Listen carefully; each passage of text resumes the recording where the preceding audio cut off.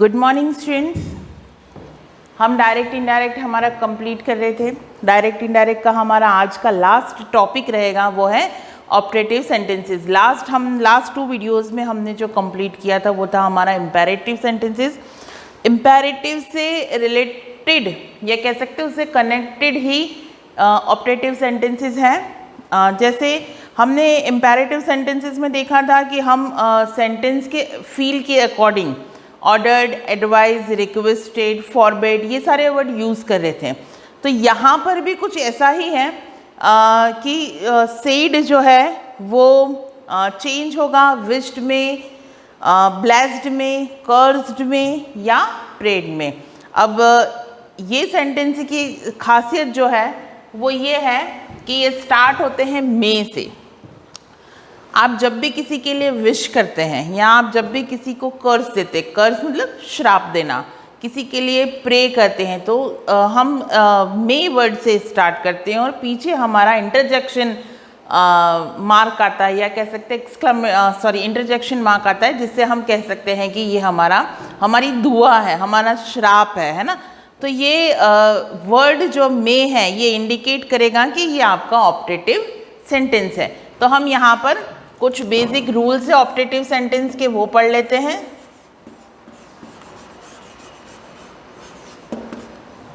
Operative sentences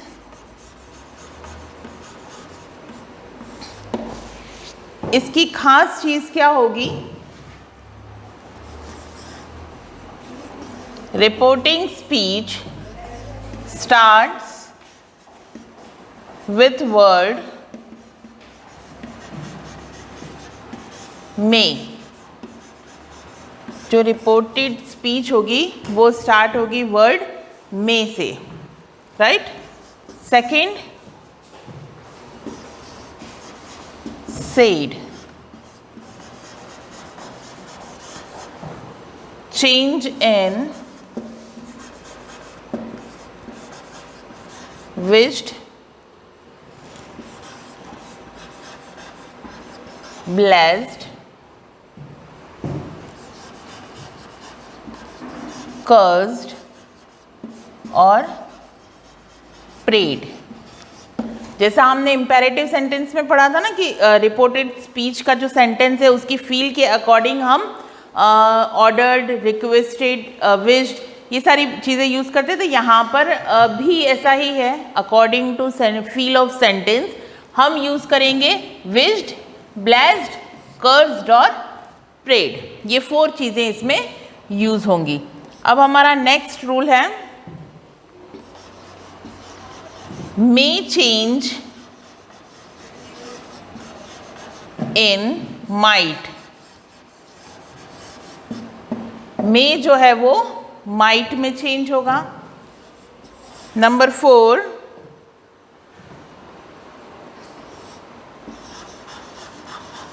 connective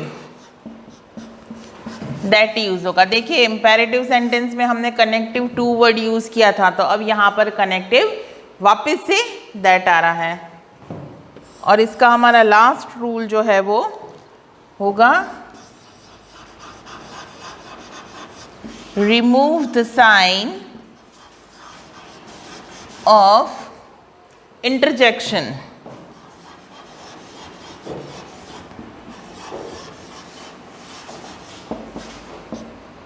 ये भी याद रखने की बात है, जब हमने इंट्रोगेटिव सेंटेंस पढ़े थे तो हमने वहाँ पर क्वेश्चन मार्क जो था, क्वेश्चन मार्क का जो साइन था वो रिमूव किया था और उसको सिंपल सेंटेंस में चेंज किया था। तो यहाँ पर भी इंटरजेक्शन का मार्क कैसा होता है? ये इस तरह का एक लाइन होती है और उसके नीचे डॉट होता है, तो ये चीज़ जो है वो रिमूव हो जाएगी। अब हम इसके कुछ एग्जाम्पल्स देख लेते हैं।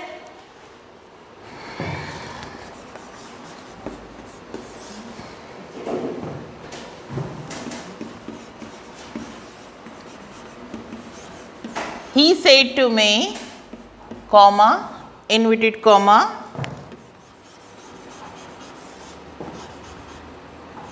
may you live long। हम इसको कैसे चेंज करेंगे? अब मे यू लीव लॉन्ग, ये क्या है? किसी के लिए विश्ड है किसी को ब्लेस कर रहे हैं हम, तो क्या चेंज होगा? ही विश्ड दैट, अब देखिए इसमें मैंने ये पूरा रिमूव किया है, that I might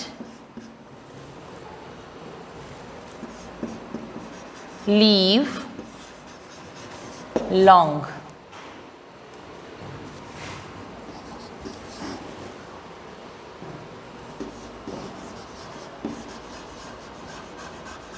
The hermit said, comma, inverted comma, may you all go to hell. Hell मतलब नरक, तो ये दुआ तो होगी नहीं, कर्ज ही होगा, एक तरह का श्राप ही होगा। तो इसका कैसे चेंज होगा? The hermit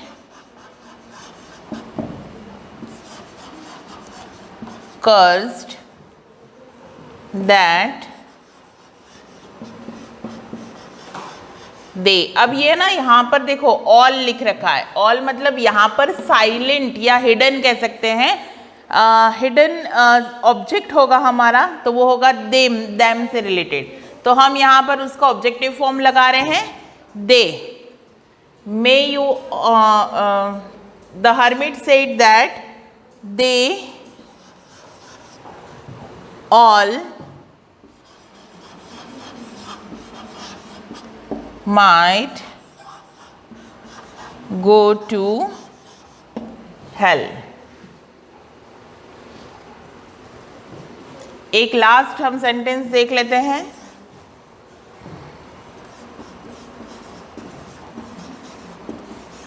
He said to me, comma, inverted comma, may God help you।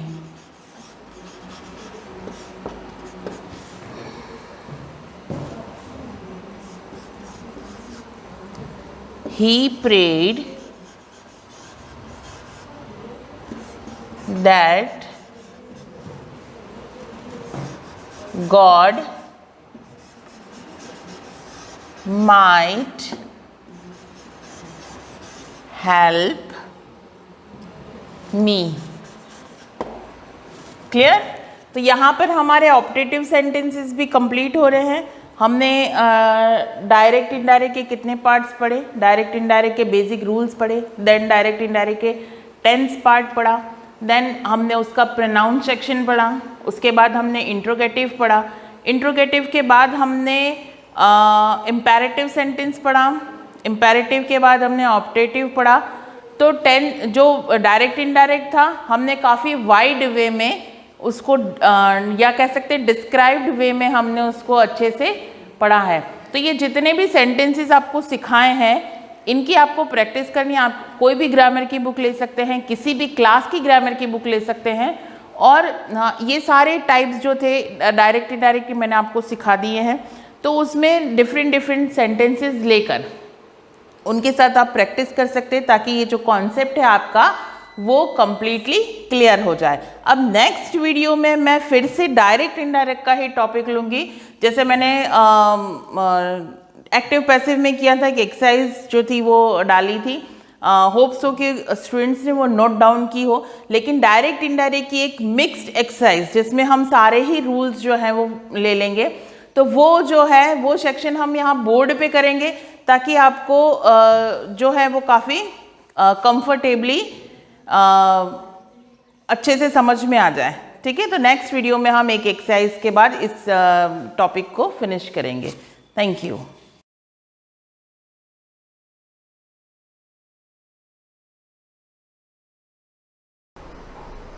सुप्रभात विद्यार्थियों, जैसा कि कल हमने व्यंजन संधि के बारे में अध्ययन किया और व्यंजन संधि में कुल 10 नियमों के बारे में अध्ययन कर लिया था, जिसमें कौन से नियम किस पर लागू होते हैं और कहाँ पर व्यंजन संधि होती है उसके बारे में देखा था, है ना। तो आज हम आगे बढ़ें तो व्यंजन संधि में कुछ नियम देखते हैं उद्दन नद, है ना, उद्दन नद से उन्नत शब्द बनता है इस प्रकार। और नियम देखें, उद्दन गार से, उद्दन गार से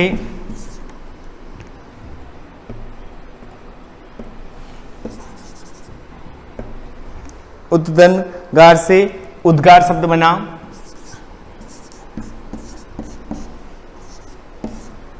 है ना, त का द में बदलना, यहां त आएगा उद्दनगार होगा, उद्दनगार से उद्गार, त का तीसरे वर्ण में बदलना, त जो है वो उन्नत में बदला। इस प्रकार अलग अलग नियम हैं व्यंजन संधि के। तो आज हमारे नियम कुल 10 नियम हो गए थे, जिसमें 10वां नियम था कि यदि म के बाद कोई स्पर्श व्यंजन आता है तो जो म होगा उसी वर्ग के पंचम वर्ण में बदल जाएगा। जैसे अहंकार का अहंकार हुआ, समदन का संकल्प, समदन, गति, संगति, इस प्रकार के बहुत से नियम थे।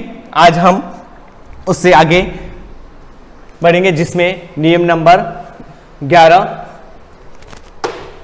जो यदि म के बाद अंतस्थ व्यंजन कौन कौन से हैं, य र ल व, उसमें व्यंजन कौन कौन से हैं, श श श और ह, ये चारों है। और संयुक्त व्यंजन एक और है ना, क्ष त्र और ज्ञ, 3 तो है ही, और आजकल श्रमिक वाला श्र भी माना जाता है। तो कुल 4 है। तो य र ल व आते हैं अगर अंतस्थ व्यंजन, और उष्म व्यंजन श श और ह वर्ण आते हैं तो म का सदैव अनुस्वार होता है। ये नियम ये कह रहा है यदि म के बाद अगर अंतस्थ व्यंजन आते हैं या कोई उष्म व्यंजन आते हैं तो जो म होगा वो हमेशा अनुस्वार में ही बदलेगा, जबकि पहला नियम जो था उसमें या तो अनुस्वार में बदलेगा या पंचम वर्ण में बदलेगा, ये नियम था, है ना। यहां पर सम दंतोष का हम संतोष भी लिख सकते हैं, यहां न भी लगा सकते हैं, संतोष भी कर सकते हैं, ठीक है। म का यहां न में भी परिवर्तन होगा, लेकिन यहां पर तो क्या होगा, सिर्फ अनुस्वार का ही प्रयोग होगा। समदन योग संयोग, समदन लग्न संलग्न, समदन हार संहार, ऐसा नहीं कि इसमें संहार नहीं होगा, संहार होगा, ठीक है। समदन संहार, समदन रक्षक संरक्षक, समदन सार संसार, समदनवाद संवाद। तो ये नियम क्या कह रहा था, यदि नियम यही कह रहा, यदि म के बाद कोई अंतस्थ व्यंजन आए, कोई उष्म व्यंजन आए, तो म जो होगा वह अपने मूल रूप में न पंचम वर्ण में न बदल करके वह सदैव अनुस्वार में बदलेगा, ठीक है। तो ये जो उदाहरण थे ये इसके अनुसार थे।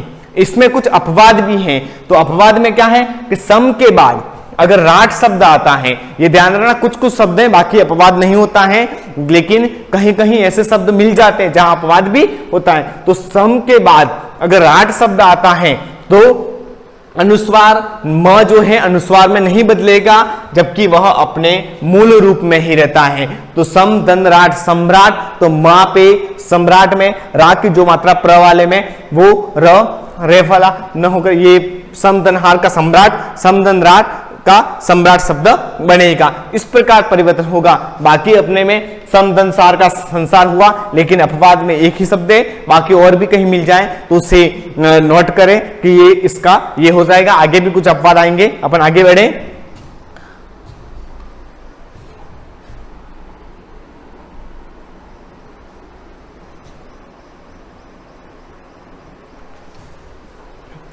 नियम नंबर 12, जब पहले पद के अंत में, पहला पद के अंत में क्या हो, स्वर हो, पहले पद के अंत में स्वर है, अनु का नु उस है, और आगे के पद का पहला वर्ण छ हो, पहला वर्ण क्या हो, छ, तो छ के स्थान पर छ हो जाता है। तो अनुदन छेद अनुच्छेद है ना, आदन छादन आच्छादन, वेदन छेद विच्छेद। तो यहां पर क्या था, पहले पद के अंत में स्वर आया है, बाद में अगर छ हो तो यहां पर इस प्रकार अनुच्छेद आच्छादन और विच्छेद ये शब्द इसके अंतर्गत बनेंगे।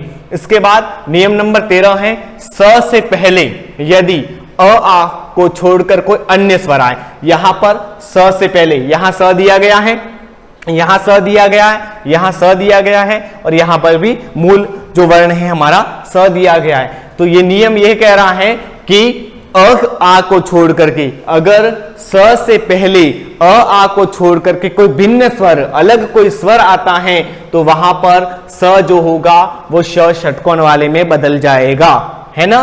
तो यहां अभिधन शेख का अभिषेक शब्द बना, विधन सम का विषम शब्द बना, सुधन सुप्ति का सुषुप्ति शब्द बना और निधन सिद्ध का निषिद्ध शब्द बना। यहां पर भी कुछ है अपवाद में, तो यहां पर विस्मरण, विस्मरण देखो, विधन स्मरण विस्मरण अपने आप में यही शब्द रहा, तो यहां पर नहीं बदला, लेकिन अगर नियम के अनुसार होता तो विस्मरण का ये जो स हलंत था वो इस श हलंत में बदलता, लेकिन कुछ अपवाद चलते हैं जिसके मद्देनजर यहां पर ये नियम लागू नहीं होता है विस्मरण में। बाकी इन सब चारों शब्दों में अपन देखें तो ये नियम है वो हमारा सिद्ध होता है। तो यहां स से पहले आ को छोड़ करके कोई अन्य स्वर आए तो स का श षटकोण में बदल जाता है। अब नियम नंबर 14 है री, र और श, ये तीनों हलंत के बाद जब कोई स्वर आए, र श, इनके बाद क्या है, कोई क वर्ग कोई स्वर आए, या तो कोई स्वर आए, ठीक है हमारा स्वर है, या फिर कोई प वर्ग का वर्ण आए। अब यहां पर तीनों तो स्वर हैं लेकिन ये पर वर्ग का वर्ण भी है। देखें प्रमाण में म जो है वो प फ ब भ म, हमारा म प वर्ग का वर्ण है, पंचम वर्ण है, या अनुस्वार आता है, या कहीं अनुस्वार का प्रयोग होता है, अथवा य व और ह, ये तीनों वर्ण में से कोई वर्ण आता है तो अंत में आने वाला न अण हो जाता है। जो अंत में अन का न, अन का न, अयन का न और न मान का, ये जो न होंगे वो सब किसमें, अण में बदल जाएंगे, पंचम वर्ण में, है ना। तो ट के पंचम वर्ण में बदल जाएंगे। तो प वर्ग नियम है, री र श के बाद कोई स्वर आए, कोई क वर्गीय, कोई प वर्गीय वर्ण आए, कोई अनुस्वार आए और य व ह आए तो अंत में आने वाला वर्ण न अण हो जाता है। भरधन अन का वर्ण हुआ, भूषधन अन का भूषण, रामधन अयन रामायण और प्रधन मान प्रमाण, है ना। देखो ये रामायण हमारा दीर्घ संधि में मान राम अ और अयन अ से आ होता है, लेकिन यहाँ पर व्यंजन संधि के अनुसार अपने नियम के अनुसार चलते हैं तो व्यंजन से रामायण होगा, रामायण होगा अण में, और जो होगा उसमें रामायण न, अगर रामायण होता है, रामायण होता है व्यंजन संधि, रामायण न रामायण होता है तो वहां पर दीर्घ संधि, रामधन अयन रामायण, तो वहां पर अण का न होगा तो दीर्घ संधि और अण होगा तो व्यंजन संधि, ये ध्यान रखना है। तो प्रधन मान का प्रमाण न का अण में बदलना हमारा नियम है। और अंतिम नियम है जो व्यंजन संधि में हश्व ई उ, ई उ हमारे ऋष्व का है, हश्व का है जो वर्ण है, और स्वर के बाद हश्व स्वर ई उ के बाद आने वाले र से परे, परे अर्थात र के बाद में यदि र हो, ये क्या क्या है, नी र, ई उ स्वर के बाद नी का ई उ है, ई है, और र है हमारा हलंत है, से बाद में अगर र आता है तो ई उ जो दीर्घ होकर के पहले र हलंत का लोप हो जाता है। तो नी र है और इसके बाद रस ये र आ जाता है तो ये जो नी होगा वह तो अपने दीर्घ में हो जाएगा और इस र का लोप हो जाएगा। तो नी दन रस का निरस हो गया, निर्धन रोग का निरोग शब्द बन गया। इस प्रकार ये नियम ये कह रहा था यदि ई और उ के बाद में अगर र हलंत हो और र के बाद में भी पुनः र पूर्ण हो तो वहां पर जो आगे वाला र हलंत से पहले वाला जो वर्ण है वह दीर्घ में बदल जाएगा और र हलंत के बाद जो है वह अपने आप में लुप्त हो जाएगा, वह हट जाएगा और उससे पहले वाला जो वर्ण है दीर्घ हो जाएगा, जिसके कारण यहाँ नीर और रस का नीरस हो गया, निर्धन रोग का निरोग शब्द बन गया। इस प्रकार हमने संधि प्रकरण के व्यंजन संधि में कुल 15 इसके नियमों को देखा और 15 नियमों में देखा कि किस कैसे कैसे संधि के नियम किस किस पर लागू होते हैं और उन संधि प्रकरण में व्यंजन संधि का क्या महत्व है, अगर व्यंजन संधि नहीं होती तो क्या होता, किन किन शब्दों का उच्चारण व्यंजन संधि से होता है, किन किन शब्दों का उच्चारण स्वर संधि से होता है, इन सब के बारे में अध्ययन करना अति आवश्यक है। संधि प्रकरण में हमने प्रथम स्वर संधि और स्वर संधि की परिभाषा, व्यंजन संधि की परिभाषा के बारे में अध्ययन कर लिया था। पुनः आपसे विसर्ग संधि और उसके विसर्ग संधि के प्रमुख नियम क्या हैं, विसर्ग संधि में क्या होता है, विसर्ग का लोप होता है या विसर्ग को लगाया जाता है, इन सब के बारे में पुनः उसके बारे में अध्ययन करेंगे, उसकी परिभाषा के साथ एक एक करके उन नियमों के बारे में आगे बढ़ने का प्रयास करेंगे। इस प्रकार आगे धन्यवाद। ठीक है, आगे का जो है वो विसर्ग संधि के बारे में अपन अध्ययन करेंगे। धन्यवाद।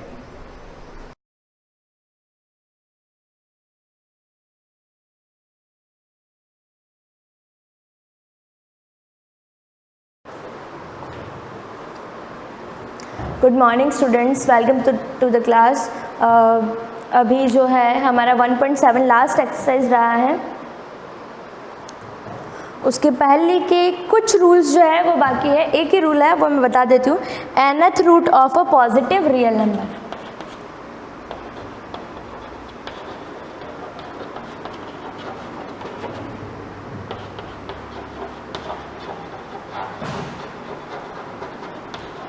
ये जिस पॉजिटिव लिखा है मैंने, ये समझ नहीं आता तो पूरा आप लिख सकते हो। nth root of a positive real number. तो अब इसका मतलब क्या है, nth रूट का मतलब क्या है? व्हेनेवर वी से स्क्वायर रूट के लिए हम यूज़ करते हैं ये चीज़। स्क्वायर रूट के लिए यहाँ पर 2 लिखा जाता है। मोस्टली हम स्क्वायर रूट ही यूज़ करते हैं। जब क्यूब रूट कहा जाता है तो क्यूब रूट के लिए हम यूज़ करते हैं ये चीज़, घनमूल, वर्गमूल। ठीक है, तो इसका मतलब होता है nth रूट यानी इसका स्क्वायर रूट हम निकाल रहे हैं। घनमूल क्यों, इसलिए इसका मतलब हम इसका थर्ड रूट निकाल रहे हैं या फिर क्यूब रूट निकाल रहे हैं। इसके बाद होता है फोर्थ रूट, फिर उसके बाद फिफ्थ रूट, सिक्स्थ रूट निकाल रहे हैं, सेवन्थ रूट निकाल रहे हैं। तो इन चीज़ों को इस तरीके से तो लिखा जाता है। साथ में एक सिंबल और यूज़ किया जाता है, अगर किसी नंबर का स्क्वायर रूट निकालना है तो चाहे आप स्क्वायर रूट का साइन लगाओ या फिर होल पावर में आप लिख सकते हो 1/2। ऐसे लिखा है जैसे स्क्वायर रूट ऑफ x, तो इसको आप इस तरीके से लिख सकते हो, x की होल पावर 1/2। घनमूल है, क्यूब रूट है यानी x की होल पावर 1/3, मतलब इसका 1/3 या फिर कह सकते हैं इसकी पावर 1/3 कहलाएगी। और अगर रूट पूछा जाए तो हम क्यूब रूट निकाल रहे हैं। 4 है यानी कि इसकी फोर्थ रूट निकाली जा रही है, तो 1/4। फिफ्थ रूट निकाला जा रहा है तो हम इसको लिखेंगे होल पावर 1/5। चाहे हम इस तरीके से लिखें ऐसा रूट बना करके, या फिर होल पावर 1/, जो भी रूट अपन निकाल रहे हैं, स्क्वायर रूट निकाल रहे हैं तो 1/2 होल पावर, क्यूब रूट निकाल रहे हैं तो होल पावर 1/3। इस तरीके से फोर्थ रूट निकाल रहे हैं तो 1/4 और फिफ्थ रूट निकाल रहे हैं तो 1/5। तो रूट का मतलब होता है जड़, जो जिस चीज़ से कोई चीज़ बनी होती है। किसी ट्री की बात करते हैं तो उसका जो रूट होता है सबसे बेस का काम करता है। वो रूट नहीं है तो वो ट्री एग्जिस्ट भी नहीं करेगा।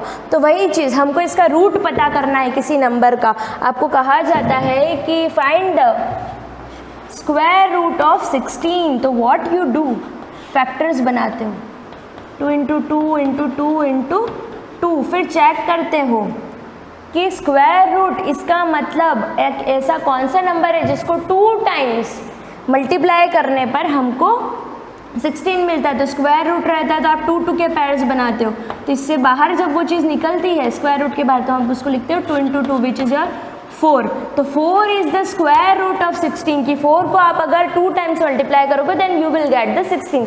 इस तरीके से क्यूब रूट होता है यानी कि एक ऐसा नंबर जिसको 3 टाइम मल्टीप्लाई करने पर वो नंबर आ जाए। और फोर्थ रूट यानी कि एक ऐसा नंबर जिसको 4 टाइम मल्टीप्लाई करो उसी नंबर से तो you will get that number.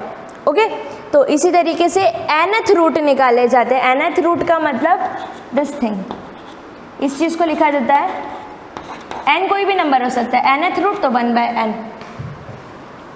pth root यानी कि p है यहाँ पर तो 1/p, कोई भी रैंडम सा नंबर। 11th रूट निकालना है तो होल पावर 1/11 या फिर स्क्वायर, ये जो रूट का आपका सिंबल रहता है उसके आगे ये चीज़ लिख दी जाती है कि कौन सा रूट निकाला जा रहा है। Square root, cube root, fourth root, fifth root, sixth root, 7,000th root, कौन सा रूट निकाला जा रहा है यहाँ से पता चलता है। इसमें एक और चीज़ रहती है,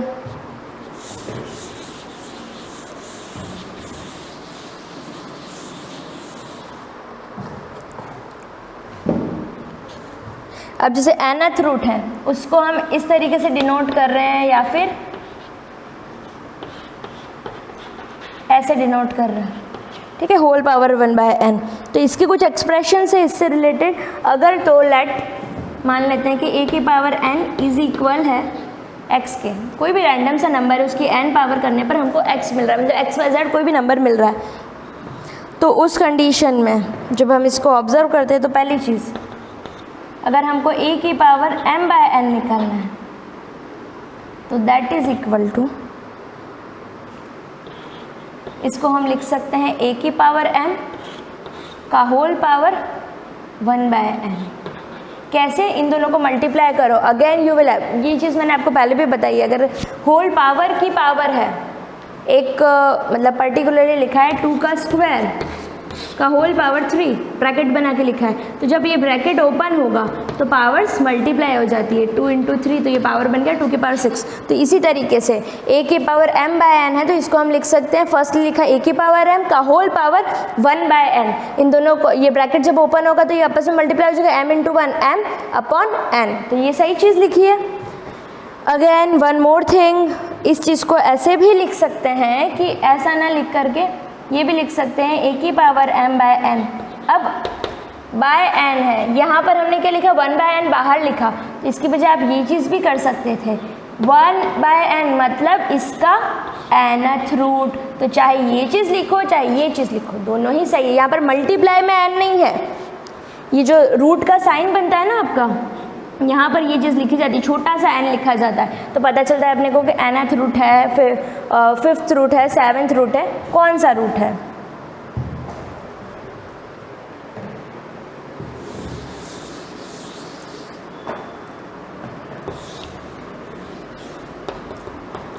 सेकंड रूल है, जैसे रूल क्या है, ये जस्ट आइडिया लग जाए आपको कि करना कैसे है, ऐसा कुछ लिखा है कहीं पर, देखो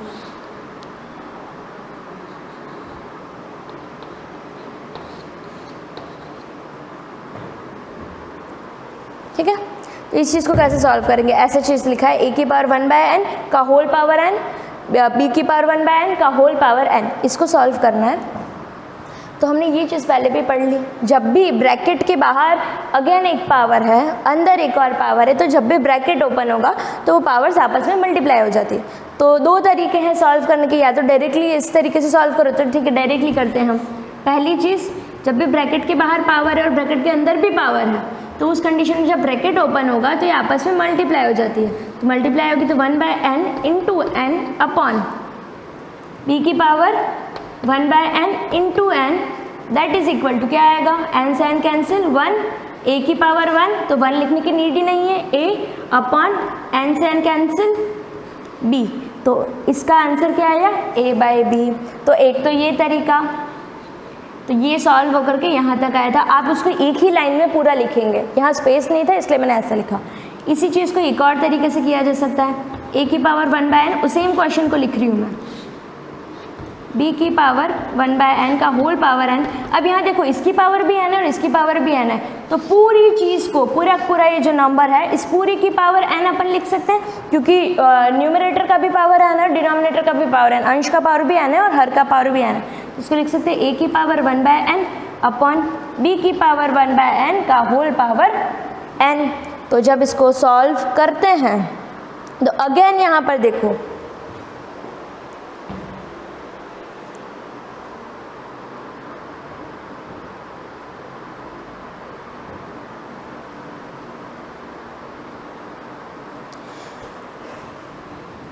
इक्वल टू a अपॉन, अब यहाँ पर ध्यान से देखना, यहाँ पर a की पावर 1/n और b की भी पावर 1/n, तो इसको फिर से हम लिख सकते हैं a अपॉन b की होल पावर 1/n, और बाहर की तरफ ये n है वो तो एग्जिस्ट कर ही रहा है। अब ये जब ब्रैकेट्स ओपन होंगे तो ये आपस में मल्टीप्लाई होगा और एट द एंड आपका आंसर बनेगा a अपॉन b। तो दोनों ही केस में a अपॉन b बनेगा, बस जो करने का तरीका है, क्वेश्चन सॉल्व करने का तरीका है वो डिफरेंट है। दोनों में से जो अच्छा लगे you can continue with that. इसके बाद ये सारे नोट करने हैं आपको। उसके बाद थर्ड जो चीज़ है, लास्ट है, जैसे कहीं लिखा हुआ है square root of, square root नहीं, nth रूट ऑफ है और mth रूट ऑफ है, दैट इज इक्वल टू, इसको लिखने के दो तरीके हो सकते हैं। क्या लिखोगे आप लोग, जैसे nth रूट ऑफ है और फिर पूरे का mth रूट, तो होल पावर 1/n भी है, होल पावर 1/m भी है, तो ये ना देख करके इस चीज़ को ऐसे भी लिख सकते हैं, डायरेक्टली पूरा एक ही रूट लगा दिया और सिंगल ही लगाना चाह रहे हैं तो ये दोनों का मल्टीप्लाई हो जाता है mn, तो टोटल कितना रूट हो गया m इंटू nth रूट, जब भी इस तरीके का फॉर्मेशन है। और इसी चीज़ को हम ये भी लिख सकते हैं a की पावर 1/mn, कैसे, क्योंकि a को ये nth रूट लिखा है, इसको लिख दिया 1/n, का होल पावर कितना है mth रूट, तो 1/m, तो आपस में मल्टीप्लाई हो जाएगा, a की पावर 1/nm, तो a की पावर 1/mn, nm का हो या mn का हो एक ही बात है। तो इस तरीके से जब दो रूट्स एक साथ आ जाते हैं, आपके सामने इस तरीके से लिखा हुआ है square root of 16 then fourth root of something, ठीक है, तो यहाँ कुछ बड़ा सा इच लेना पड़ेगा, 16 है तो यहाँ ले लिया मैंने जैसे 36 ले लिया, ओके। वैसे इसका आंसर मिलेगा नहीं, रैंडम सा कोई नंबर है, तो इस चीज़ को हम क्या लिख सकते हैं 4 × 2 8th root of 36, 8th root of 36, तो 36 के फैक्टर्स करेंगे, फिर 8 के पैर्स बनाएंगे, फिर हम डिसाइड करेंगे इसका 8th रूट कौन सा है, या फिर 36 का होल पावर 4 × 2 भी लिख सकते हैं,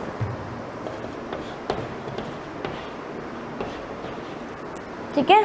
तो वही चीज़ यहाँ पर करी है, तो ये इक्वल होगा 1/mn के। तो अब क्वेश्चंस पे आते हैं directly.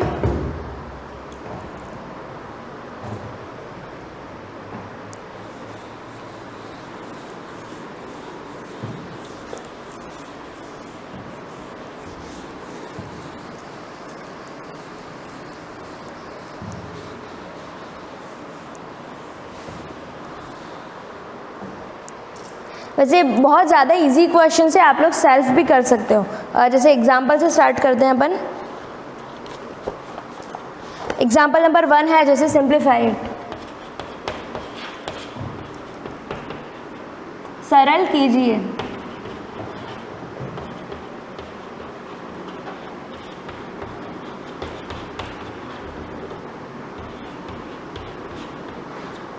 Okay, this first question है,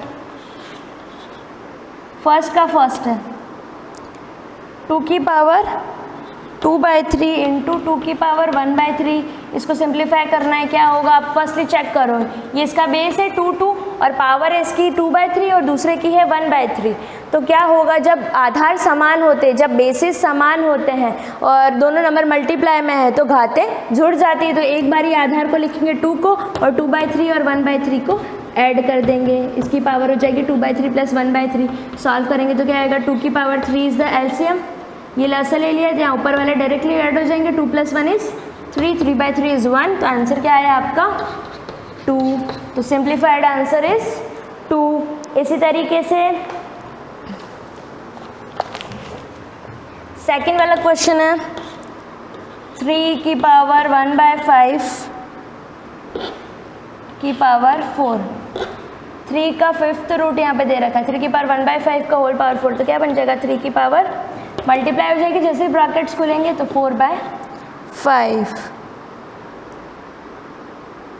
उसके बाद जैसे थर्ड क्वेश्चन है, ये थर्ड भी आप कर लोगे, सेम बेस है ना। देखो ये 7 की पावर 1/5, 7 की पावर 1/3। तो जब भी आधार समान हो 7 7 तो 1 टाइम लिखना है, और मल्टीप्लाई में तो घातें जुड़ जाएगी, और डिवाइड में है तो घातें माइनस हो जाएगी। तो 1/5 माइनस 1/3, तो न्यूमरेटर की घात माइनस डिनोमिनेटर की घात, the power of numerator minus denominator of power of denominator, अंश की घात माइनस हर की घात। तो इसको सॉल्व कर देंगे, आंसर आ जाएगा ऐसे में आ जाएगा 15 divide by 5, 3 time 3 minus 15 divide by 3 5 time 5 into 1 5, यहाँ पे आ जाएगा 7 की पावर 5 में से 3 गया, 3 में से आ गया -2 अपॉन 15। ज़्यादा से ज़्यादा इसको एक और चीज़ लिख सकते हैं, मैंने बताया था जब भी न्यूमरेटर को डिनोमिनेटर में डालते हैं, डिनोमिनेटर को न्यूमरेटर में लेते हैं तो जो घात होती है कोर को चेंज नहीं होता है, घात का जो साइन होता है वो चेंज हो जाता है। तो 1/7 की पावर 2 अपॉन 15, इसकी पावर में है ये 2/15, ये जो माइनस का है वो प्लस का रहेगा यहाँ पर। तो इस तरीके से सिंप्लीफिकेशन करना बहुत ही ज़्यादा इजी है, हो जाना चाहिए। और आई होप एग्जाम्पल सारे आपको ट्राई करने हैं, जो नहीं होता है तो you can ask me. Next की जो क्वेश्चंस है मे भी हम एक्सरसाइज स्टार्ट करें, लास्ट है और उसके बाद आपका चैप्टर ही फिनिश होने ही वाला है, बस थोड़ा सा पोर्शन और बाकी है।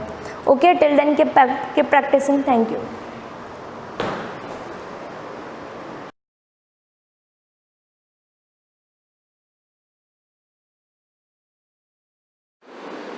Good morning class 9, unit of light का पार्ट 30 पढ़ेंगे। 29 तक हमने ये माइक्रोस्कोप पढ़ा था। माइक्रोस्कोप भी कौन सा, इलेक्ट्रॉन वाला। पहले कंपाउंड की स्टडी कर चुके थे बहुत पहले प्रीवियस क्लासेस में। लास्ट हमने देखा था इलेक्ट्रॉन माइक्रोस्कोप, उसके बाद में do you know fact file कुछ पढ़ी थी। अब सेल वॉल को स्टार्ट कर रहे हैं। प्लाज्मा मेम्ब्रेन को हमने ख़त्म कर दिया है, प्लाज्मा मेम्ब्रेन की स्टडी कर ली। प्लाज्मा मेम्ब्रेन में ट्रांसपोर्ट कैसे होता है, उसका स्ट्रक्चर कैसे होता है, उसका फंक्शन क्या है और उसकी परमिएबिलिटी क्या होती है। ट्रांसपोर्ट में भी 2 तरह की चीज़ें दिखी है ना, ऑस्मोसिस, डिफ्यूजन, एक्टिव, पैसिव, ये सारी चीज़ों के बाद अब सेकेंड पार्ट लेते हैं हम इस पूरे लेसन में सेल की स्टडी कर रहे हैं। यूनिट ऑफ लाइफ जो है हमारा सेल, उसकी स्टडी कर रहे हैं। तो सेल के अंदर सबसे पहले सेल का बेसिक स्ट्रक्चर या सेल देखा, जिसमें plant cell, animal this cell देखी। अब सेल को बाहर से अंदर की तरफ पढ़ते हुए जा रहे हैं। तो सबसे पहले हमने प्लाज्मा मेम्ब्रेन पढ़ा, अब उससे भी बाहर होती है सेल वॉल, जो सिर्फ प्लांट सेल में होती है, एनिमल सेल में इसका एब्सेंस होता है, ये इस चीज़ का अभाव होता है। तो अब हम शुरू कर रहे हैं सेल वॉल। सेल वॉल जो होता है हार्ड होता है, आउटर कवरिंग होता है, यानी सेल की सबसे बाहर वाला कवर जो होता है उसको हम सेल वॉल बोलते हैं। Cell wall is the outermost rigid, protective and supportive covering found in all the plant cell. Plant cell की हर सेल के बाहर जो हार्ड आउटर कवर होता है, जो उसको प्रोटेक्शन देता है, सेल को अंदर डैमेज होने से बचाता है, तो वो जो प्रोटेक्टिव कवरिंग होता है और आउटर मोस्ट सबसे बाहर का जो कवर है उसको हम सेल वॉल बोलते हैं। In all the plant cell bacteria, cyanobacteria and some protist इनमें होता है। ठीक है, एक तो प्लांट सेल में होता है, उसके अलावा किस में होता है, बैक्टीरिया में होता है, साइनोबैक्टीरिया में होता है। बैक्टीरिया तो आपको पता है, साइनोबैक्टीरिया कुछ नहीं है, ब्लू ग्रीन एल्गी होती है। ब्लू ग्रीन एल्गी तो आपको पता ही है, नॉस्टॉक और ये जो लेग्यूमिनस प्लांट की रूट में नोड्यूल्स का फॉर्मेशन करती है। तो वो जो BGA होता है यानी ब्लू ग्रीन एल्गी वाला ग्रुप, उसको हम क्या बोलते हैं, cyanobacteria and some protist. It is absent in animal cell. Animal cell में सेल वॉल का अभाव होता है यानी एब्सेंस होती है। इट वॉज फर्स्ट, इसका मतलब उसमें क्या होता है, डायरेक्ट प्लाज्मा मेम्ब्रेन होती है, सेल मेम्ब्रेन होती है। सेल वॉल जो होता है हार्ड आउटर कवर, वो एनिमल सेल में आपको देखने को नहीं मिलता। It was first discovered by Robert Hooke. हमको पता है सेल वॉल का सबसे पहले डिस्कवर किसने किया, तो रॉबर्ट हुक ने। डेड सेल का क्रेडिट भी इन्हीं को जाता है। सबसे पहले सेल की स्टडी किसने की, तो वो रॉबर्ट हुक ने। हाँ, उन्होंने जो सेल की डिस्कवरी या इन्वेंशन किया था, जिसके बारे में सबसे पहले स्टडी किया था, वो डेड सेल थी। उसके बाद में तो सेल वॉल की स्टडी भी रॉबर्ट हुक के क्रेडिट में जाता है। In multi cellular plants the cell are firmly joined together like rooms in a building. Multi cellular plants में जो सेल्स का अरेंजमेंट होता है वो किस तरह से होता है, जैसे एक बिल्डिंग में सारे रूम्स होते हैं, एक के बाद एक होते हैं ना, एक रूम से दूसरा रूम मतलब कैसे होता है, अटैच होता है। बीच में सबकी वॉल्स क्या होती है, अटैच ही होती है, एकदम डिफरेंट तो होते नहीं।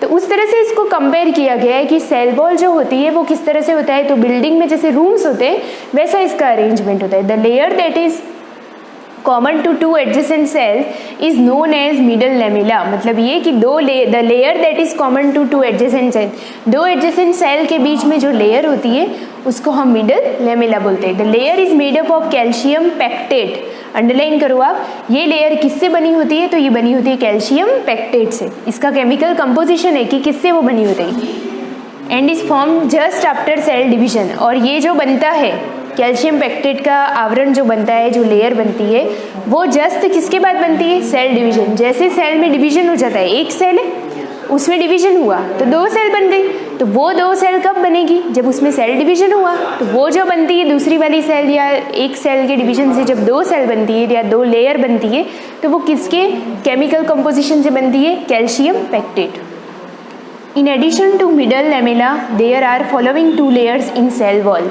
यहाँ पर हम देखते हैं कि सेल वॉल में 2 लेयर्स होती है, एक प्राइमरी और दूसरा सेकेंडरी। प्राइमरी सेल वॉल क्या होती है? It is outer thinner elastic coat and is mainly made up of cellulose. Cellulose यानी सेल्यूलोज एक क्या है? कार्बोहाइड्रेट का एक कंपोनेंट है, मतलब ये कि कार्बोहाइड्रेट का ये टाइप है सेल्यूलोज। तो ये बोल रहा है कि जो प्राइमरी सेल वॉल हमारी होगी वो किससे बनी होती है? सेल्यूलोज। तो आप लिखो, आप अंडरलाइन करो। सबसे पहले आपने क्या लिखा? Cell wall. इसका डिस्कवर किसने किया? तो आप लिखो रॉबर्ट हुक। काम की बात, ठीक है। सेल वॉल का स्ट्रक्चर कैसा होता है? तो सबसे पहले फर्स्ट पॉइंट बना के लिखो, आउटर मोस्ट रिजिड प्रोटेक्टिव। खाली सेलेक्टिव वर्ड लिखो, ये ऐसा होता है, साथ में सपोर्ट देता है। फिर आप लिखो रॉबर्ट हुक। उसके बाद आप क्या लिखोगे? सेल वॉल जो होती है 2 लेयर से बनी होती है, प्राइमरी सेल वॉल और secondary cell wall. Primary cell wall में ये लाइन आ जाएगी कि ये थीनर होती है, आउटर होती है, इलास्टिसिटी होती है इसमें, और इलास्टिसिटी वाला कोट होता है। और उसके बाद आप लिखोगे मेड अप ऑफ सेल्यूलोज, यानी प्राइमरी सेल वॉल हमारी सेल्यूलोज से बनी होती है। खत्म। देन स्टार्ट हो जाएगा secondary cell wall. It lies inner to primary cell wall only in mature and non dividing cell. मतलब ये सीधी सी बात है, प्राइमरी सेल वॉल के बाद कौन होगा? Secondary cell wall. हम अंदर जा रहे हैं ना, तो बाहर सेल वॉल है, सेल वॉल की भी 2 लेयर है, primary cell wall, secondary cell wall. तो प्राइमरी बाहर है, सेकेंडरी अंदर है। सेकेंडरी सेल वॉल जो होगी in mature and non dividing cells, सीधी सी बात है, जब कोई न्यू सेल है, नई सेल बनी है, तो उसमें 2 लेयर नहीं होगी, वो तो बनना ही शुरू हुई है, तो उसमें एक ही सेल होगी। जैसे जैसे सेल बड़ी होगी दैट मीन्स मैच्योर स्टेज में आएगी, तब उसके बाहर वाली सेल वॉल का कवर उसके अंदर वाले सेल वॉल के कवर से अलग हो जाएगा।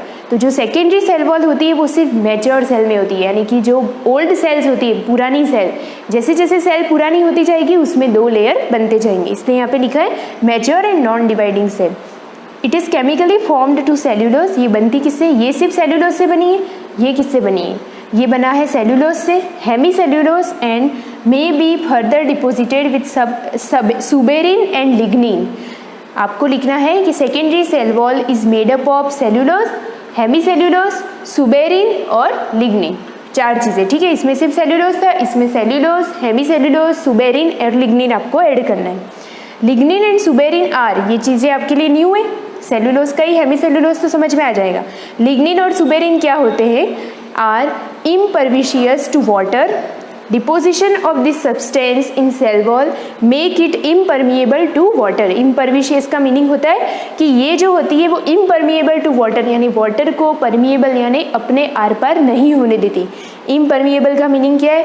अपारगम्य, यानी वाटर को अपने अंदर आने नहीं देगी, वाटर मॉलिक्यूल को अलाउ नहीं करेगी। Therefore the such cells die. ऐसी सेल क्या हो जाएगी? डाई हो जाएगी। अब यहाँ पे कुछ डायग्राम दे रखा है। Cellulose is a complex fibrous carbohydrate, यानी होमोपॉलीसेक्राइड।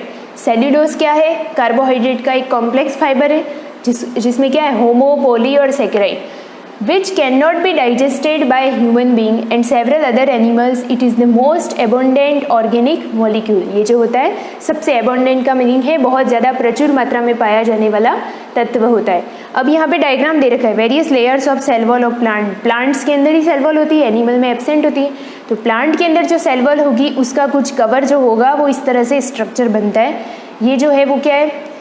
प्राइमरी सेल वॉल, सबसे बाहर जो बन रही है primary cell wall mainly cellulose से बनी होती है।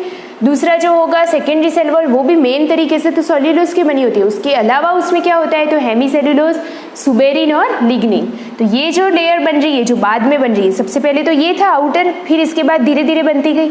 तो ये जो प्राइमरी ये जो होगी ये भी यहाँ डेवलप होगी, पर आपको दिखाने के लिए दिखा रहा है कि प्राइमरी आगे होगा, सेकेंडरी वाला इसके पीछे नई लेयर ऐड होती जाएगी। जैसे जैसे सेल मैच्योर होगी नई नई लेयर्स पीछे से जुड़ती जाएगी, यानी इनर साइड में। In bacteria the cell wall is mainly composed of peptidoglycans. Bacteria में जो सेल वॉल होती है वो मेनली किसकी बनी होती है? पेप्टिडोग्लाइकेन। यहाँ अंडरलाइन करने की ज़रूरत है कि बैक्टीरिया की सेल वॉल सेलुलोज की नहीं, पेप्टिडोग्लाइकेन की बनी होती है। While the cell wall of fungi is mostly made of chitin. यहाँ पे सब पॉइंट बन रहे। फर्स्ट पॉइंट बन गया बैक्टीरिया, तो आप लिखो direct bacteria cell wall, arrow करके लिख दो, किसकी बनी होती है? पेप्टिडोग्लाइकेन। फिर सेकेंड पॉइंट बनाओ, फिर लिखो आप यहाँ पे जो फंजाई दे रखा है सिर्फ लिखो फंजाई, फंजाई की सेल वॉल एरो करके लिखो काइटिन। फंजाई की सेल वॉल काइटिन की बनी होती है। प्लांट की सेल वॉल सेलुलोज से बनी होती है। एनिमल में सेल वॉल होती नहीं है। The cells having cell wall do not rupture. ऐसी सेल जो होती है वो रप्चर नहीं होती इवन इन हाइपोटोनिक सॉल्यूशन। अगर उसको हाइपोटोनिक सॉल्यूशन में भी रख दो तब भी उसकी सेल वॉल जो है वो डैमेज या रप्चर नहीं होती। अब हाइपोटोनिक सॉल्यूशन क्या है ये अच्छे से हम प्रीवियस क्लासेस में स्टडी कर चुके हैं। The cell wall helps in making cell turgid by the entry of water in it. Cell wall क्या हेल्प करवाती है? सेल को टर्जिड करवाती है by the entry of water. Turgid यानी वही, ये भी हम पढ़ चुके पहले, टीपी यानी टर्गर प्रेशर, डब्ल्यूपी यानी वॉल प्रेशर। तो ये जो टर्जिड होता है ये क्या करवा, सेल वॉल क्या करती है, जब भी इसके अंदर वाटर एंटर करता है तो सेल को क्या बना देती है? Turgid. Presence of cell wall makes the plant cell tolerate changing medium easily in comparison to animal cell. Cell wall plant cell के अंदर होता है जिसकी वजह से ये टॉलरेट कर सकता है। कौन? प्लांट सेल किसी भी तरह के चेंज को इजीली टॉलरेट कर सकता है as compare to animal cell. Animal cell में सेल वॉल होती नहीं है तो वो बाहर वाले एटमॉस्फेयर को या किसी भी चेंजिंग पोजीशन जो होती है उसको वो टॉलरेट नहीं कर सकता। कौन? Animal cell. प्लांट सेल में सेल वॉल होती है तो वो सारी सिचुएशन जो होता है, जो भी मीडियम, सिचुएशन का मीनिंग है बाहर वाला मीडियम अगर हाइपोटोनिक है, हाइपरटोनिक है या जो भी है, आइसोटोनिक है, तो उन सारे मीडियम को टॉलरेट करने की कैपेसिटी प्लांट सेल में होती है क्योंकि उसमें हार्ड आउटर कवर के रूप में क्या होता है? Cell wall. अब यहाँ पे क्या दे रखा है? Difference between plasma membrane and cell wall. हमने पढ़ा पहले प्लाज्मा मेम्ब्रेन, अब पढ़ने जा रहे हैं हम सेल वॉल। आधे से थोड़ा सा पढ़ लिया हमने सेल वॉल। अब इस बेस पे आपको समझ में आ रहा होगा कि इनमें क्या डिफरेंस है। नहीं समझ में आया तो ये टेबल आपको बनानी बनानी, जो भी चीज़ें ऐसे टेबल और डायग्राम फॉर्म में आती है वो इजीली आपको समझ में आती है तो वो बना दिया करो। अब यहाँ पर मैंने बता दिया यहाँ तक क्या आपको मेंशन करना है, उसके बाद आप ये ना भी लिखो तो आप सीधा ये डायग्राम, ये टेबल बना दो। क्या लिखा है इसमें? इधर साइड सारे कैरेक्टरिस्टिक आएंगे, इधर प्लाज्मा मेम्ब्रेन और इधर सेल वॉल। अकरेंस यानी उपस्थिति। It is found in both plant and animal cell. देखो सेल वॉल जो होती है वो प्लांट सेल में नहीं होती बट प्लाज्मा मेम्ब्रेन दोनों में होती है। प्लाज्मा यानी अंदर वाले लिक्विड को प्रोटेक्ट करने वाला या कैरी करने वाला एक मेम्ब्रेन। मेम्ब्रेन का मीनिंग होता है झिल्ली। तो ये जो होती है वो प्लांट और एनिमल दोनों सेल में होती है। सेल वॉल जो होती है वो सिर्फ प्लांट सेल में होती है। Second point, position. It lies on the outside of animal cell and inner to cell wall in plant cell. सीधी सी बात है, जो लिक्विड होगा एनिमल सेल का, उस लिक्विड के बाहर क्या होगी? Plasma membrane. इसलिए क्या लिखा है? आउटसाइड ऑफ एनिमल सेल और inner to cell wall in plant cell, यानी कि ये जो होगा प्लांट सेल के ये सेल वॉल के अंदर होगा। कौन? Plasma membrane. सीधी सी बात है। It lies on the outer side of plant cell, मतलब सेल वॉल तो जो होती है वो हमेशा आउटर कवर होता है, वो भी किस में? प्लांट सेल में। प्लांट सेल में सेल वॉल सबसे बाहर की तरफ होगी।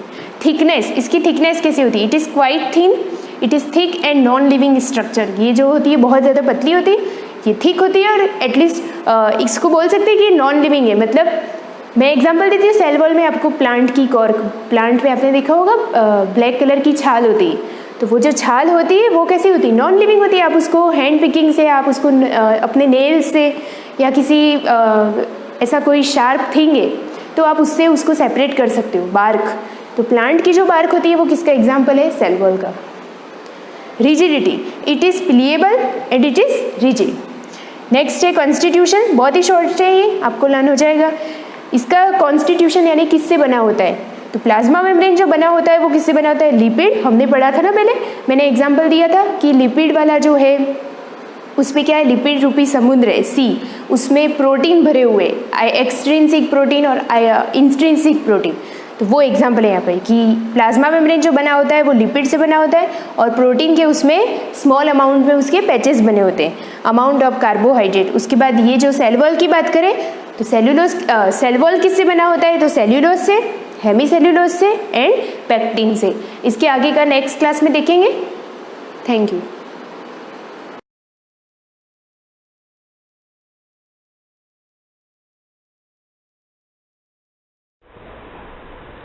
गुड मॉर्निंग स्टूडेंट, हम हिस्ट्री का फर्स्ट चैप्टर पढ़ रहे थे, फ्रेंच रिवोल्यूशन। इसके बारे में हमने ग्लोसरी वर्ड देखे थे।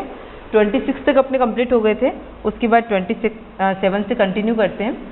27 में फर्स्ट दे रखा है रूसो। रूसो एक फिलोसोफर का नाम है। He was a great philosopher and writer of the social contract. Underline करना, ये इनकी बुक का नाम है सोशल कॉन्ट्रैक्ट। हिंदी में इसको कहते हैं सामाजिक संविदा। यानी कि हम लोग जो अभी आप लोगों ने इतना पढ़ा नहीं है, लेकिन जब कभी भी रूसो, अरस्तु, हॉब्स के बारे में पढ़ते हो तो इन लोगों ने समाज के लोगों के ऊपर, यानी कि उस समय की जो सामाजिक व्यवस्था थी उसके ऊपर इन लोगों ने क्या किया था, स्टडी की थी। और उसके बाद उन्होंने बताया कि समाज में लोग किस प्रकार से रहते हैं, कैसा उनका बिहेवियर होता है, क्या करते हैं, ये सारी चीज़ें बताई थी इन्होंने। नेक्स्ट देखा मोंटेस्क्यू, ये भी एक फिलोसोफर का नाम है। A great philosopher, he wrote the book the spirit of the laws. Underline करना इसको भी, the spirit of the laws, कानून के सिद्धांत इन्होंने बुक लिखी थी। एबिसिस, he was a priest who led the National Assembly which was created in 1789. He wrote an influential pamphlet named What is the Third State। देखो ये कौन थे, एक प्रिस्ट का अपन क्या लेते हैं, पुजारी थे। जैसे national assembly which was created, जब नेशनल असेंबली की स्थापना हुई थी, कब हुई थी, 1789 में। He wrote an influential pamphlet, तो इन्होंने एक पैम्पलेट, एक कह सकते हैं बुक लिखी थी जिसका नाम क्या था, what is the third state. हम अभी जब लेसन पढ़ेंगे उसमें बताएंगे फर्स्ट स्टेट क्या होता है, सेकंड स्टेट क्या होता है और थर्ड स्टेट क्या होते हैं। तो इन्होंने जो बुक लिखी थी वो किसके बारे में लिखी थी, थर्ड स्टेट के बारे में लिखी थी। Mirabeau, he also led the national assembly. He was born in noble family, ये भी एक पर्सन का नाम है, ठीक है, जो क्या करता था, नेशनल असेंबली को लेड करता था। इनका जन्म एक नोबल फैमिली में हुआ था, यानी कि रईस परिवार में हुआ था। He brought out a general and delivered powerful speeches. क्या करते थे ये, बहुत अच्छे जो भाषण देने का काम जो करते थे वो कौन करते थे, मेरव्यू करते थे। Jacobin, a political club of people which was formed to discuss the government policies and plan their own forms of action. ये इनका क्या वर्क होता था, डिस्कस द गवर्नमेंट पॉलिसीज, जो सरकार की पॉलिसीज होती थी उसके ऊपर डिस्कस करना और उसके आगे की क्या प्लान्स बनते हैं उसको लागू करना। Maximilien Robespierre, political leader of Jacobins who ruled over France from 1793 to 1794। क्या दे रखा है, ये पॉलिटिकल लीडर थे जिन्होंने 93 से 94 यानी कि 1 ईयर तक फ्रेंच के ऊपर इन्होंने अपना शासन किया था। अब अपना लेसन स्टार्ट होता है, social scenario of France before revolution. Social scenario का मतलब क्या होता है, सामाजिक परिदृश्य। किसका देख रहे हैं अपन, बिफोर रिवोल्यूशन, क्रांति से पहले फ्रांस का सामाजिक परिदृश्य कैसा था, वहाँ की समाज कैसी थी, कैसे वहाँ पे लोग थे, उसके बारे में हम पढ़ें। The society and institution of France before 1789 are usually termed as the old regime। old regime का मतलब होता है पुराना शासन, ठीक है। क्या दे रखा है यहाँ पर, the society and institution of France before 1789 are usually termed, कौन से मतलब कि वो जो काम करते थे उसमें old regime जो पुराना शासन था उसके अकॉर्डिंग वो काम करते थे। It was based on the feudal system of Middle Age in which peasant or worker known as vassals received a piece of land in return for serving a lord or king। क्या दे रखा है देखो, it was based on feudal system। बार बार ये word आएगा अपने feudal system। feudal system का मतलब होता है सामंती व्यवस्था जिसको कहते हैं, जिसमें बड़े बड़े जो जागीरदार होते हैं जो छोटे छोटे किसानों से क्या करते हैं, जमीन के कुछ पार्ट ले लेते हैं, एज ए टैक्स के रूप में लेते हैं। या फिर ऐसा होता है, अपने यहाँ पर भी पहले ऐसा चलता था जब अंग्रेजों का शासन था, और उससे भी पहले जो छोटे छोटे किसान होते थे जब वो टैक्स नहीं दे पाते थे तो उनसे, आप लोगों ने बहुत पुरानी फिल्मों में कभी देखा हो तो जो बड़े बड़े पूंजीपति होते हैं वो क्या करते हैं, किसी के बदले कोई चीज़ रखवाते हैं। यानी कि किसानों को अगर पैसे चाहिए तो उसके बदले में वो उनकी ज़मीन रखवाते हैं। जब वो पैसे नहीं दे पाते तो वो ज़मीन किसकी हो जाती है, जिसने कर्जा दिया था, जो बड़े बड़े पूंजीपति होते हैं उनकी हो जाती है। तो वो क्या होते हैं, और बड़े बड़े जागीरदार बन जाते। तो यहाँ पर भी यही था, जो फेडरल सिस्टम, जो सामंती लोग थे, जो जागीरदार थे, वो उनको पहले कहा क्या जाता था, वेसल्स कहा जाता था। वेसल्स का मतलब होता है जागीरदार। अंडरलाइन कर देना यहाँ पर। Received a piece of land दे रखा है यहाँ पर, received a piece of land in return for serving a lord और king. During this old regime the French society was divided into 3 state. देखो क्या दे रखा है, ड्यूरिंग द ओल्ड रेजिमी, पुराना जो शासन था उसके अकॉर्डिंग फ्रेंच के समाज को 3 स्टेट में डिवाइड कर रखा था। देख लेते हैं अपन कौन कौन से स्टेट है। फर्स्ट स्टेट, इसके अंदर क्या आता है, क्लेर्गी। क्लेर्गी के बारे में अपन ने पढ़ा था। कौन पर्सन होते हैं ये लोग, मैंने आप लोगों को बताया था इसके अंदर। थर्ड पॉइंट दे रखा है आपके, group of person in change of special function in the church. ऐसे लोगों का समूह जो चर्च के जो फंक्शन होते हैं, चर्च के जो काम होते हैं उनको बदलने का पावर रखते हैं, जिनको हम पादरी कह सकते हैं। क्या कह सकते हैं हम जिनको, पादरी। तो फर्स्ट स्टेट के अंदर, यानी कि फर्स्ट जो मोस्ट इंपॉर्टेंट जो पोस्ट होती थी फर्स्ट स्टेट के अंदर कौन आते थे, क्लेर्गी। सेकेंड स्टेट, इसके अंदर दे रखा है नोबिलिटी। इसका मतलब होता है रईस लोग जो होते हैं, जो बहुत पैसे वाले होते हैं, इनको इस कैटेगरी में इन्वॉल्व किया गया। थर्ड स्टेट, सबसे बड़ी कैटेगरी, देखो इसके अंदर कौन आते हैं, big businessman, merchants, court officials, lawyers, peasant and artisans, small peasants, landless labour, servants. अब यहाँ पर क्या होता था, फर्स्ट स्टेट और जो सेकंड स्टेट दे रखा है, ये दोनों इनको क्या मोस्ट प्रिविलेज, बहुत ज़्यादा विशेषाधिकार मिले हुए थे। तो ये क्या करते थे, उन विशेषाधिकारों का फ़ायदा उठाते थे और सारा जो कह सकते हैं टैक्स लेना हो या जो भी कोई भी ऐसे काम करवाने हो, वो सारे काम कौन करते थे, थर्ड स्टेट के लोग करते थे। यानी कि सारा बाउंडेशन जो था वो किसके ऊपर था, थर्ड स्टेट के ऊपर था। और सारी जितने भी प्रॉब्लम जो फेस करनी पड़ती थी वो भी थर्ड स्टेट के लोगों को भी फेस करनी पड़ती थी। देखो इसमें दे रखा है, the organisation of state in the French society is shown in the adjoining figure. 90% of French population constitute peasant. क्या दे रखा है, फ्रेंच की जो पॉपुलेशन थी उसमें 90% जो पॉपुलेशन थी वो कौन सी थी, पीजेंट। पीजेंट का मतलब जो किसान होते हैं उसके बारे में। However only very few of them on the land they cultivated. उनमें से भी कुछ पीजेंट ऐसे थे जिनके पास अपनी खुद की जमीन थी और वो कृषि का कार्य करते थे। About 60% of land was owned by the nobles, the church and other rich members of the third state owned about 60% of the cultivable land. उसके बाद क्या दे रखा है, 60% लैंड किसके पास थी, नोबल्स के पास थी। द चर्च, चर्च इसके अंदर आ जाएगा फर्स्ट के अंदर।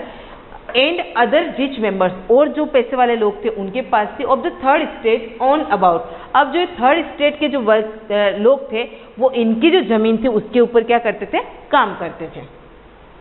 उसमें कितने परसेंट आ रहे हैं, 60% पीपल आ रहे हैं। The members of the clergy and the nobility enjoyed certain privilege by birth. देखो दे रखा है यहाँ पर, अंडरलाइन करना इसको। अब यहाँ पर जो ये प्रिविलेज मिले हुए हैं, जो विशेषाधिकार मिले हुए हैं, इनको किसके बेस पर मिले हुए, बर्थ के बेस पर।